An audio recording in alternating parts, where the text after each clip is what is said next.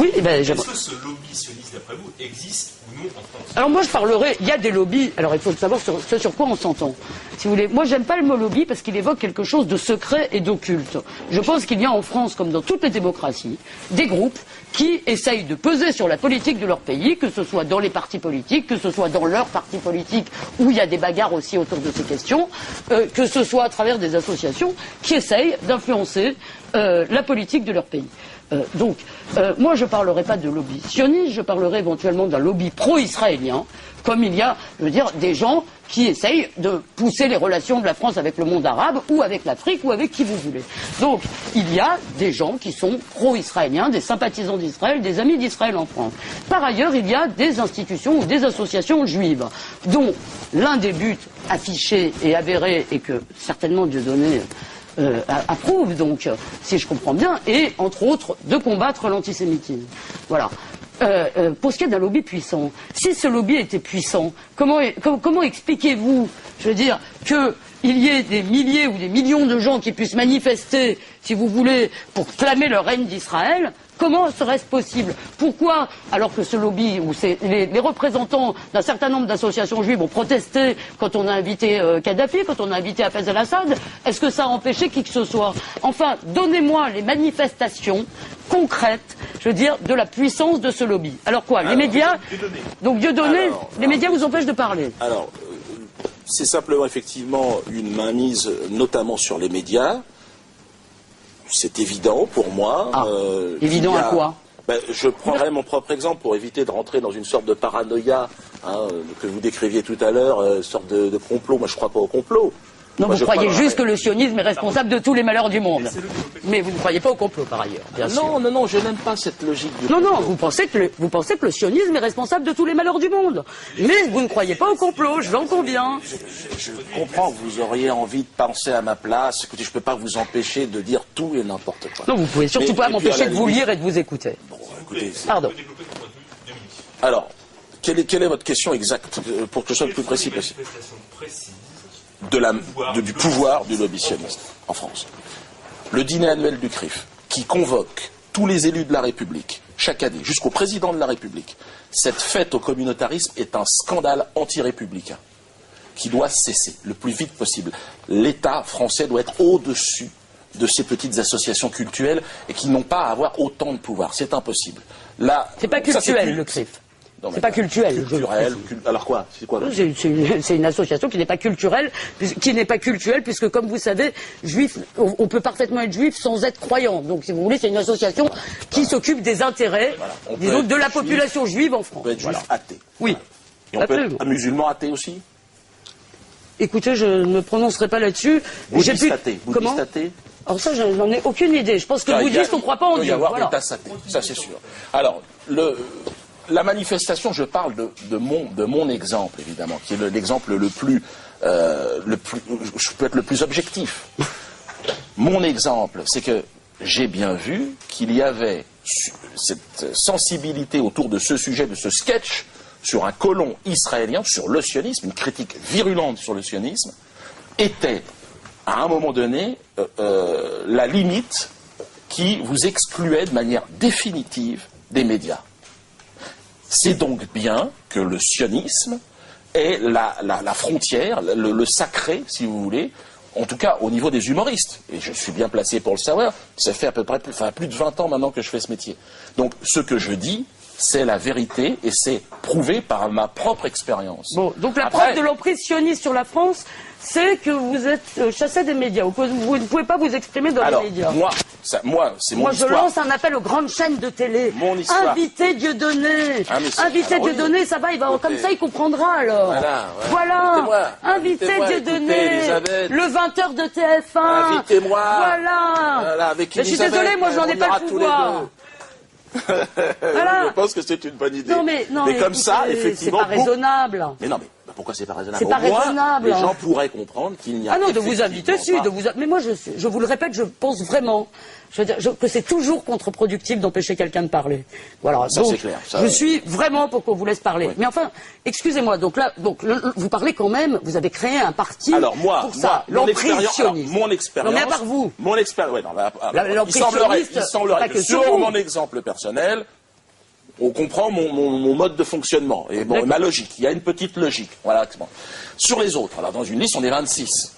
Et chacun, dans cette liste, avec son parcours, son vécu, arrive avec la même histoire. Mais chacun a eu son grain de sable juif, quoi. C'est Chacun a eu des emmerdements avec son juif, alors, il en veut à tous les juifs. Il est très important de dire qu'il y a des juifs sur la liste. Donc, alors, oui, des sortes de juifs honteux. Ça me moi, j'accuse personne. Les gens sont juifs comme ils veulent. Je ne sais pas comment vous allez les définir. Moi, j'accuse personne. D'accord, d'être un juif honteux. Les gens sont juifs. Il est assez folklorique, votre rabbin, il faut dire. Il est assez rigolo. Je ne suis pas juif. À la fin de son intervention, je ne vais pas commencer à critiquer. Mais je vais vous dire ce qu'il propose à la fin de son intervention, votre rabbin. J'ai regardé sur Internet, et à la fin, il dit que, quand même, avec un peu de chance, les juifs honorables, ceux qui se seront bien comportés, pourront rester en Palestine avec le statut que leur confère l'islam, c'est-à-dire le statut de 10 000. Il est sympa, votre rabbin. Alors là, mais vous savez, vous me faites penser à Le Pen quand il sortait son bon arabe ou son bon noir. Je veux dire, vraiment, ah oui, c'est vrai, c'est vous. C'est vous maintenant. C'est ça, oui, Sur un autre sujet, parce qu'on n'a plus beaucoup de temps, c'est un point qui revient souvent dans le discours de Dieudonné et de ses colistiers. Que pensez-vous de l'existence de mouvements comme la LDJ ou le Bétard en France, qui sont visiblement interdits, en tout cas c'est leurs arguments, aux États-Unis ou à Israël? Écoutez, d'abord, sur le droit, si vous voulez, je pense que nous avons un droit, nous vivons dans un état de droit. S'il y a dans le Bétard, les statuts du Bétard et de la LDJ, et dans leurs activités, je veux dire, quelque chose qui est contraire au droit français, eh bien qu'on les interdise. Voilà, tout simplement, et je n'aurai aucun problème avec ça. Deuxièmement, je le répète, moi, je pense que le combat doit se mener sur le terrain des idées. Voilà. Et je n'ai pas envie. D'abord, je ne mène pas un combat ni au nom des Juifs, pas au nom des Juifs. Je n'aime pas je pense que c'est le problème de tout le monde. Voilà. Je pense que les idées de Dieudonné sont dangereuses pour tout le monde. Je pense que vous emmenez ces populations de gamins qui subissent déjà des injustices. Vous êtes en train de leur bourrer le crâne avec l'idée que tous leurs malheurs viennent des Juifs et des sionistes. Alors moi, je leur réponds, ce malheur ne vient pas des Juifs. Ni des sionistes. Il vient des sionistes, ah bon, comme cette personne. Et évidemment, vous devez vous battre et vous réveiller. Et vous émanciper de ce type de discours paternaliste, insupportable. Vous êtes nés libres et vous mourrez libres. Voilà ce que je vous dis. Et avancez, ensemble. On va gagner. Et donc vous... Non mais attendez. LDJ et Bétard, juste en quelques phrases, on connaît votre position, mais... LDJ et Bétard, bon, moi je les ai côtoyés, enfin bon, c'était par des petites séquences de 2-3 minutes. Non mais c'est comme si on parlait des Noirs en France en parlant de la tribu K, si vous voulez. Moi je veux bien. Je veux dire, mais... Non, mais c'est vrai que c'est étonnant, effectivement, que ça puisse exister. Évidemment, je suis contre ce type d'association, de mouvement, d'une lâcheté assez infinie. C'est systématiquement, ils s'attaquent à des femmes, des enfants, ou alors à 4 ou 5 contre 1. Je pense que, ne serait-ce que de toute façon dans l'avenir, et dans ce qui est en train de se préparer en France, je ne pense pas qu'ils soient réellement dangereux en réalité, parce qu'ils sont peu nombreux. Ils sont hystériques et surtout ils n'ont pas la motivation des gens qui sont en face et qui sont prêts à se défendre aujourd'hui. La LDJ va entraîner évidemment des groupements d'associations de défense pour les musulmans, pour les noirs et à un moment donné ils vont régler leur compte. Et je pense qu'effectivement la LDJ... Vous voulez dire combien de divisions? Pardon? Vous voulez dire les Juifs combien de divisions? Non, je veux dire c'est pas ça, non, pas du tout. Je veux dire comment peut-on être animé d'autant de haine du non-juif que ce genre d'individu, quoi. C'est-à-dire qu'on a le droit d'être vivre en France et de ne pas être juif. Il faut comment peut-on être animé d'autant de haine du non-juif que ce genre d'individu, quoi. C'est-à-dire qu'on a le droit d'être vivre en France et de ne pas être juif. Il faut que ces petites associations et ces frappes, quand même, l'acceptent et le tolèrent. Moi, je suis venu avec une certaine curiosité de Dieudonné. Vous ne l'avez pas tout à fait satisfaite. Parce que quand même, quand je vois, si vous voulez, la carte de France... Je sais bien que vous n'êtes pas satisfaite. Quand je vois la carte de France, mais je vais quand même terminer ma question. Quand je vois la carte de France avec un drapeau israélien, si vous voulez, qui serait un peu comme... qui l'envelopperait ou qui la recouvrirait, si vous voulez... Alors, pour l'instant, vous m'avez donné... Vous m'avez pour l'instant donné 2 points qui ne me paraissent pas très convaincants, si vous voulez. Un, le fait que vous ne puissiez pas vous exprimer dans les médias, qu'il ne me suffit pas, excusez-moi, à prouver la puissance du lobby sioniste. 2, c'était quoi le deuxième? Pardonnez-moi. J'ai oublié quel était le deuxième point. Non, mais vous avez oublié ce que vous avez sur envie l'emprise d'oublier. du lobby sioniste. Oui. Mais vous m'avez pas prouvé. Excusez-moi, je veux dire, elle est où cette emprise? Elle se manifeste à quoi? Au dîner du CRIF? Eh bien, écoutez. C'est un autre exemple. Il y en a eu plusieurs. Je vais vous répondre sur le CRIF, parce que moi, ça me fait vraiment marrer.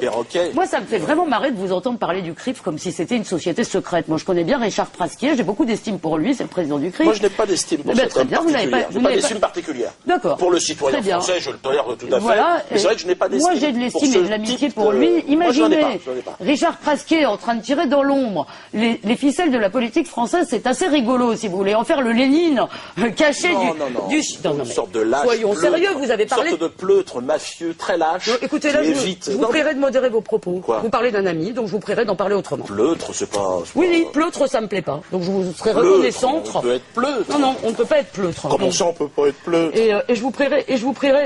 Lâche et pleutre. Ah oui, bien, je précise. Écoutez, je vous serai reconnaissante par un minimum de courtoisie, de m'éviter de me lever et de cesser d'insulter un de mes amis. Raciste. Voilà, je vous en serai extrêmement reconnaissant. Mais la courtoisie, apparemment, c'est pas votre rayon là. Mes respects, madame. Un débat où Dieudonné aurait dû participer, il n'a pas participé visiblement. Vous parlez d'une jeunesse arabo-musulmane, l'antisémitisme est devenu presque banal. Oui. Ça, vous croyez que ça correspond Oui. Ça, c'est pas raciste, oui. par exemple. Non, eh bien, excusez-moi, je crois qu'il y a un certain... Il suffit, écoutez, je crois qu'il y a eu quand même beaucoup de témoignages, je veux dire, beaucoup de profs, beaucoup de musulmans qui se bagarrent contre ça. Et je vais vous citer d'ailleurs l'un des premiers intellectuels musulmans à avoir tiré la sonnette d'alarme, s'appelle Tarek Ramadan. Dieu sait que j'ai des désaccords avec Tarek Ramadan sur un certain nombre de choses. Je veux dire, je débat avec lui aussi. Je le connais depuis fort longtemps. Et je l'ai appelé quand il a publié ce texte parce que je trouvais ça vraiment courageux. Oui, je veux dire, de dire qu'on n'aime pas les feuges, de penser que c'est des feuges que viennent tous les malheurs, oui, c'est devenu un discours banal. Et croyez bien, je le déplore. Et c'est contre ça que je veux me battre. Et vraiment, je crois que ça, vous devriez vous battre aussi. Mais oui, et les feuges, rejoignez-nous. C'est pareil, vous parlez des feuges. Rejoignez-nous dans le combat antisioniste. Arrêtez avec ça. Ne vous laissez pas corrompre. Arrêtez de... Parce que l'antisémitisme est du côté des sionistes. Faites attention, c'est eux qui provoquent l'antisémitisme. On est là pour vous aider. Votre réaction sur la phrase d'Elisabeth Lévy dans cette émission, donc sur une jeunesse arabo-musulmane. Ça, c'est le discours, c'est paternaliste, raciste, habituel. Bon, c'est paternaliste. Mais oui, mais c'est systématique. Voyez, maintenant, après les gens d'extrême droite, le petit blanc qu'on nous a appris à haïr très longtemps, maintenant, on essaye de se retourner et dire, voilà, le méchant, en fait, c'est l'hystérique Bamboula, Islamo-Bamboula. Oui, tout le monde est dans le même sac. Donc, si vous voulez, donc, comme monsieur, je ne sais plus qui, Filkenkraut, votre ami, attention, les blancs, on est en danger. Alors maintenant, voilà, le sioniste serait le protecteur des blancs et de cette race blanche. Vous savez, Dieudonné. Alors c'est amusant de voir ça parce que, évidemment, quand on est noir, quand on est d'origine maghrébine, c'est amusant de voir les mêmes qui nous montaient en nous disant, en fait, il faut aller casser la gueule aux mecs du Front National, les petits blancs qui racistes, et les mêmes qui aujourd'hui se mettent derrière, disent, attention, regardez, les noirs, les gentils. Et ce sont toujours ces sionistes charnières qui voudraient... Ils sont partout. Mais ils sont pas, non, ils sont partout. Oh là là, quelle horreur. Ils sont dans les institutions, dans la politique, dans la culture. Mais non, c'est ce que vous dites. Non, c'est pas ce que je dis. Mais si, vous dites. Non, c'est pas ce que je dis. C'est pas ce que je dis. Ça, c'est dans le parti, c'est dans le programme. C'est dans le programme de votre copain.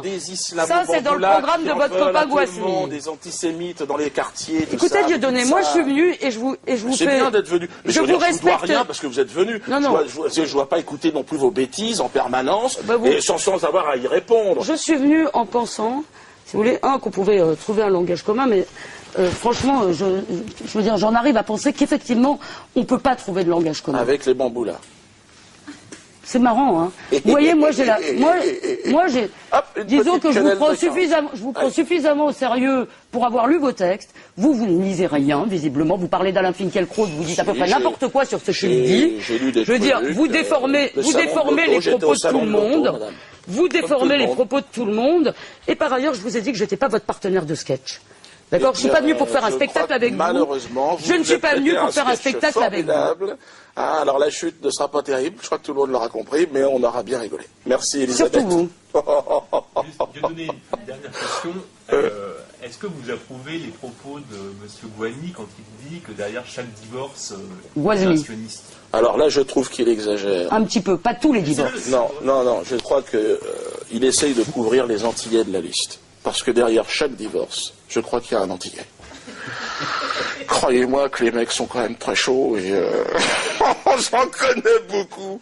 Je crois que là, il nous a fait une... C'est marrant, hein. On vous pose une question. C'est la réponse marrante et la réponse plus sérieuse. On vous pose une question, vous savez pas, vous savez pas répondre autrement que par une blague, hein. Ça vous emmerde, cette phrase. Ça vous emmerde surtout que parce les gens qu'un marrent. sioniste derrière Oui, chaque divorce, ça, excusez-moi, tout le monde a entendu et tout le monde a compris. Je veux compris quoi? que c'était de la rhétorique antisémite. Voilà, tout simplement. C'est le socialisme des imbéciles. Il y a un sioniste, il y a un juif, derrière chaque divorce, si vous êtes c'est le socialisme des imbéciles. Écoutez, vous avez le droit de traiter M. Guazmi d'imbécile. Vous refusiez que je dise que M. Pasquier était pleutre, et là vous vous acceptiez de dire que l'autre c'est un imbécile. Alors là, c'est vrai, je reconnais que c'est un peu inégal. C'est un peu inégal, comme le sionisme. Mais moi j'aime défendre mes amis, qu'est-ce que vous voulez? Apparemment vous défendez pas tellement les vôtres.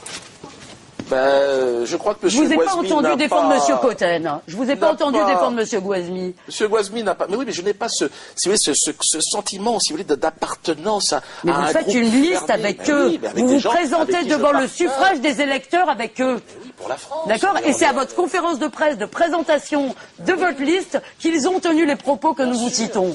Donc je trouve... Vous essayez de vous en sortir par une pirouette. Excusez-moi, celle-là, elle ne marche pas. Je veux dire, quand quelqu'un parce que vous n'avez pas connu d'Antillais, madame. quand quelqu'un dit à vos côtés, derrière chaque divorce, il y a un juif, ah non, un sioniste, excusez-moi, je veux dire... Je crois qu'il y a un problème de... Tu as un problème, Elisabeth. Qui pourrait être réglé très rapidement. Joss, aïe. Non mais je vais peut-être dire, vous venez de prouver, cher Dieudonné, qu'effectivement, vous venez de prouver, cher Dieudonné, je vous ai dit, moi je suis pas venu voir le comique, moi je suis pas venu vous servir de sparring partner, vous servir de faire valoir pour un de vos sketchs. Je n'ai pas voulu vous êtes incapable d'affronter le débat d'idées. Vous êtes incapable de me répondre sur le terrain des idées. Dès que vous êtes en danger, dès que vous êtes en difficulté, vous filez sur le terrain de la pirouette. Écoutez, franchement, je veux dire, moi je suis déçu. Parce que je pensais au moins avoir avec vous un échange d'arguments. Je n'ai pas de surprise. On m'avait dit, tu verras, il n'y aura... bon. Tu verras quoi? Tu verras. Alain Soral vous a parlé il n'y a pas très longtemps. Et alors? Et donc je l'ai vu. Mais je serais ravi de savoir ce que l'excellent Alain Soral en a pensé. Il vous dira, mais il m'a dit quelqu'un de très fermé, très fermé sur elle, avec plein de certitudes, très peu ouverte au final à l'échange. Et c'est ce que j'ai pu constater. Mais c'est pas grave. C'était déjà bien de venir. On n'est pas là pour se dire des amabilités, non. Des amabilités de convenance. Je pense qu'on les a pas dites. Non, non. Au moins, voilà, chacun, les gens qui sont en face auront dire, bon ben voilà, lui il pense ça, elle pense ça. Ils ont été assez honnêtes avec leur point de vue, puis voilà. Je crois que nous pouvons en rester là.